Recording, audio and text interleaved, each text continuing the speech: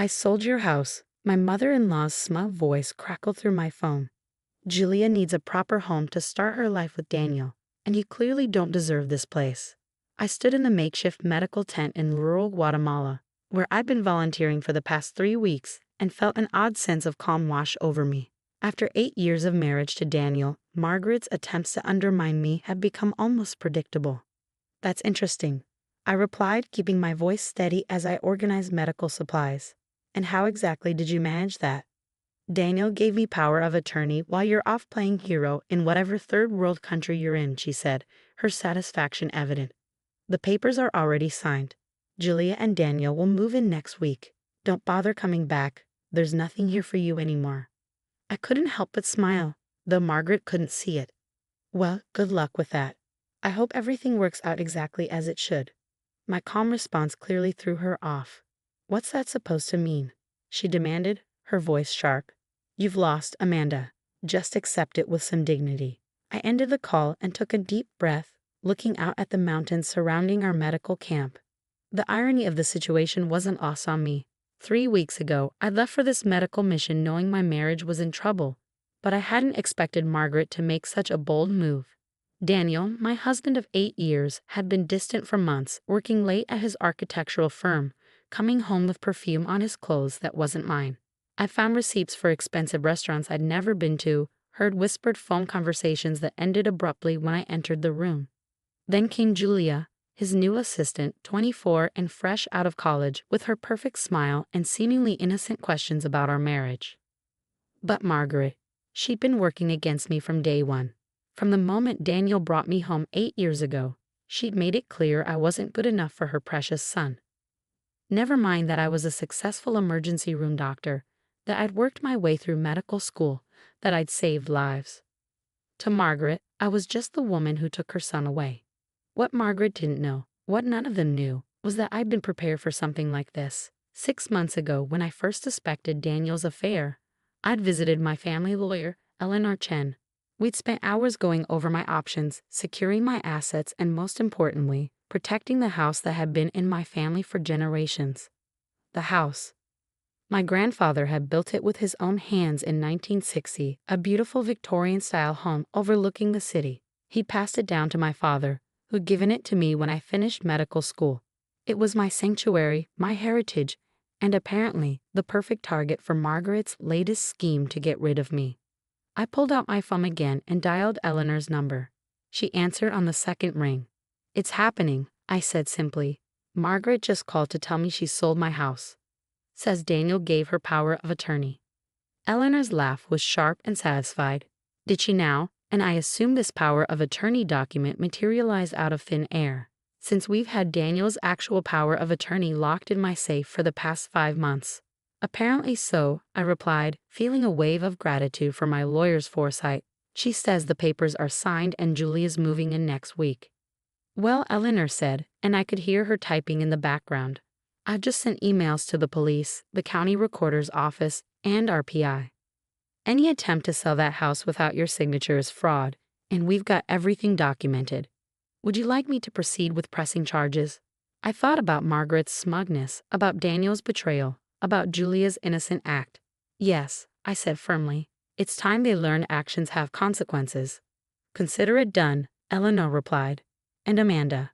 The security cameras we installed caught Daniel bringing Julia to the house last week. The footage has been added to our documentation. I closed my eyes, feeling a mixture of pain and vindication. Thank you, Eleanor. Keep me updated. After hanging up, I walked back into the medical tent where my team was preparing for afternoon rounds. The work here was real, meaningful, far from the drama Margaret was trying to create. I'd come on this mission not to run away, but to remind myself of who I was beyond Daniel's wife or Margaret's target. Dr. Santos, my colleague, looked up from a patient chart.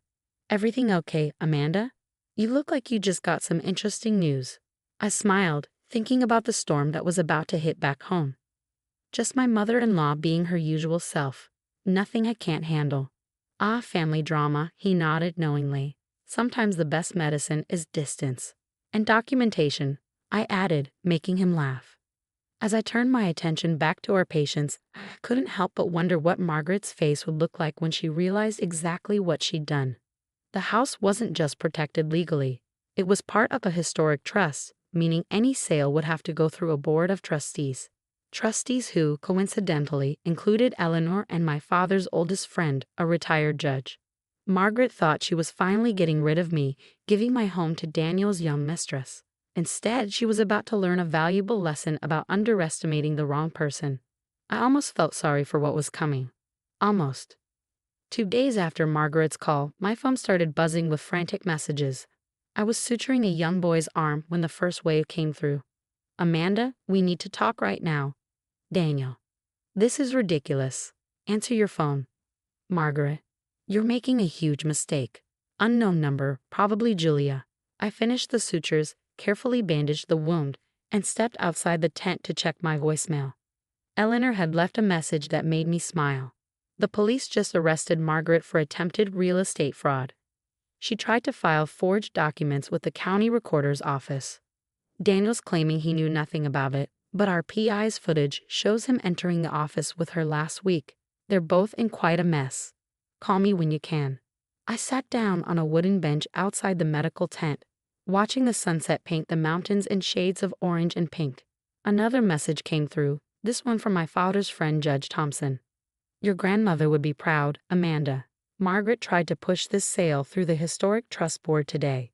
When I showed her the original deed and trust documents, she turned whiter than my courtroom wig. The satisfaction I felt wasn't about revenge, it was about justice. Margaret had spent years trying to push me out of Daniel's life, but this time she pushed too far." My phone rang again. "Daniel." After 8 years of marriage, I knew his patterns. He'd be trying to charm his way out of this, to make me feel like I was overreacting. This time, I decided to answer. "Amanda, baby, you need to stop this," he said immediately, his voice taking on that soothing tone he used when he wanted something. "Mom was just trying to help us. Julia and I. We're in love. Can't we handle this like adults?" I watched a hummingbird dart between flowers as I replied. "Like adults? You mean like how you adultly had an affair with your assistant?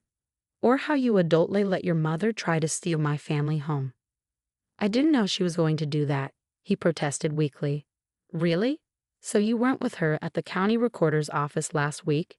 Because the security cameras say otherwise, Daniel." Silence. "The house has been in my family for 3 generations," I continued, my voice steady. "My grandfather built it. My father grew up there. I was born there. Did you really think I wouldn't protect it?" "You're being vindictive," he accused, his charm evaporating. "Julia's pregnant. We need a home." The news should have hurt more than it did. Instead, I felt oddly detached. "Congratulations. I'm sure Margaret will be thrilled. But you'll need to find another house." "This isn't over," he threatened. "Actually, it is. Check your email. My lawyer sent over the divorce papers an hour ago. And Daniel, the police want to talk to you about your role in the fraud attempt." I hung up before he could respond. Dr. Santos appeared with 2 cups of coffee, offering me one. "More family drama?" he asked, nodding at my phone. "My husband's girlfriend is pregnant," I said, surprised at how little emotion the words carried. "And my mother-in-law just got arrested for trying to steal my house." He whistled low. "That's quite a day. How are you holding up?" I considered the question. You know what's strange? I feel relieved, like I finally put down a heavy weight I didn't even know I was carrying. "Sometimes the hardest part isn't the betrayal," he offered wisely. "It's admitting to yourself that you deserve better." My phone buzzed again. Eleanor. She had news about Margaret's arrest and the investigation into Daniel's involvement. But for now, I just wanted to sit here, drink my coffee, and watch the sunset over mountains that didn't care about failed marriages or scheming mothers-in-law. Tomorrow would bring new challenges, patients to treat, lives to save, a divorce to navigate. But tonight, I had the satisfaction of knowing that sometimes the best revenge is simply being prepared. Dr. Santos raised his coffee cup to new beginnings. I smiled, clinking my cup against his. To being prepared. In the distance, thunder rolled across the mountains, promising rain and renewal. Just like the storms back home, this too would pass, leaving everything cleaner and clearer in its wake. A month later, I stood in my grandfather's, kitchen, running my hand along the familiar marble countertop. The morning light streamed through the stained glass windows, casting colorful patterns across the floor.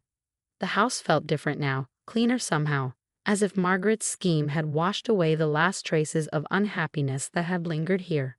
Eleanor sat at the breakfast nook, spreading files across the antique table. "The judge threw the book at Margaret," she said, sliding a document toward me. "Attempted real estate fraud, forgery, filing false documents. She's looking at significant fines and probation." "And Daniel?" "Pleaded ignorance, but the evidence was clear. He's been charged as an accomplice. His firm put him on indefinite leave. Apparently, they don't appreciate partners who participate in real estate fraud." I poured us both coffee in my grandmother's old china cups. "And Julia?" "Left town last week. Apparently, the pregnancy was as real as Margaret's power of attorney."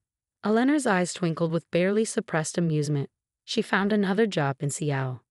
The news should have hurt, but instead, I felt only a wave of relief. All those years of trying to please Margaret, of ignoring Daniel's increasing distance, of doubting myself, they seemed like a strange dream now. My phone buzzed with a text from Dr. Santos. "Hospital board approved our proposal for the free clinic. When can you start?" I smiled, showing Eleanor the message. During my time in Guatemala, Dr. Santos and I had developed a plan to open a free medical clinic in our city. The work we'd done there had reminded me of why I became a doctor in the first place, to help people, to make a difference. "Life has a funny way of working out," Eleanor mused, sipping her coffee. "If Margaret hadn't tried to steal your house, you might still be trapped in an unhappy marriage, working at a hospital you've grown to resent." She was right.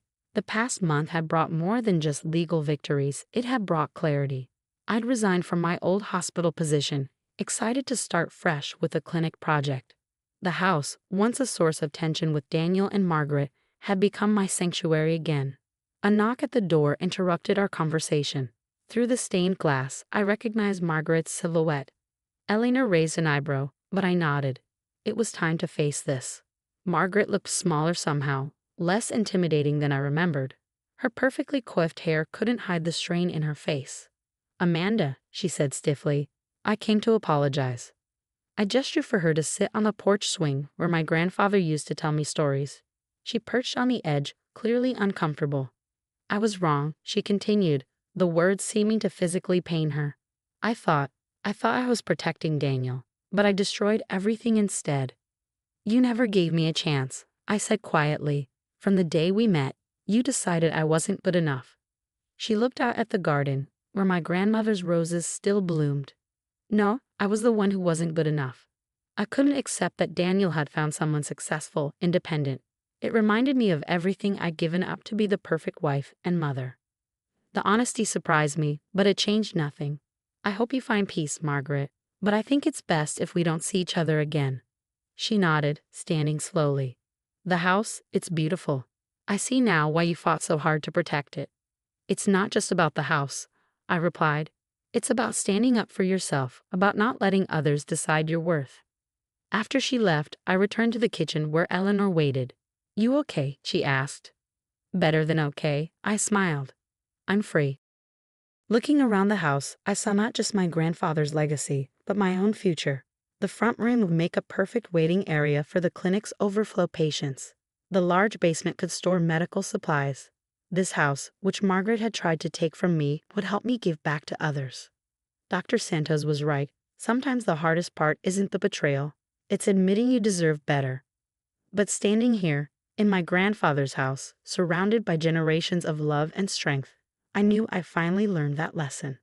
Eleanor gathered her files, pausing at the door. "You know, when you first came to me about protecting the house, I thought you were being paranoid. I'm glad you proved me wrong." I hugged her, grateful for her guidance through the storm. Sometimes the best defense is being prepared for the worst while hoping for the best. As the afternoon sun painted the walls with light through the stained glass windows, I felt at peace. Margaret, Daniel, Julia, they had all underestimated me, and in doing so, had set me free. My grandfather had built this house as a legacy of love. Now it would become a legacy of healing, both for me and for others. Sometimes the best revenge isn't revenge at all. It's living well, on your own terms, in a house built with love and protected by wisdom.